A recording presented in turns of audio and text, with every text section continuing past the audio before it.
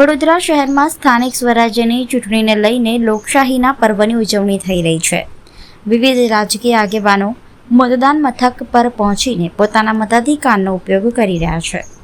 વડોદરા શહેરમાં આજે લોકશાહી પર્વ નિમિત્તે ભારતીય જનતા પાર્ટીના પૂર્વ અધ્યક્ષ ડૉક્ટર વિજય શાહે પોતાના સમર્થકો સાથે મતદાન કર્યું હતું.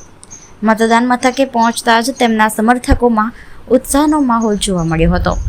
મતદાન બાદ ડૉક્ટર વિજય શાહે નાગરિકોને વધુમાં વધુ સંખ્યામાં બહાર આવી પોતાના મતાધિકારનો ઉપયોગ કરવા અપીલ કરી હતી.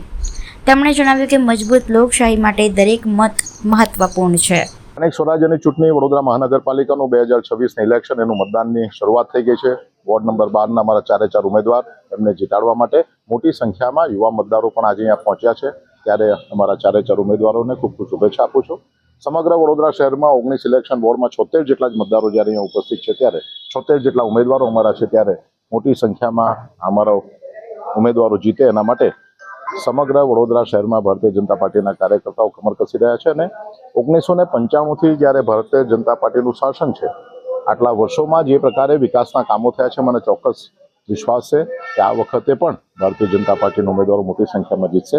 યુવાનો એમના માટે પોતે જે વિચારધારામાં માને છે તે વિચારધારા વ્યક્ત કરવા માટેનો આ સૌથી સારામાં સારો સમય છે. દરેકે દરેક યુવાને મતદાન કરવા માટે અવશ્ય આવવું જોઈએ અને દરેક વ્યક્તિએ મતદાનના અધિકારનો ઉપયોગ કરવો જોઈએ કે જેથી જનમાનસ કઈ તરફ જઈ રહ્યું છે તેની પણ માહિતી રાજકીય પક્ષના કાર્યકર્તાઓને મળે. ફરી એક વખત અમારા ભારતીય જનતા પાર્ટીના સૌ ઉમેદવારોને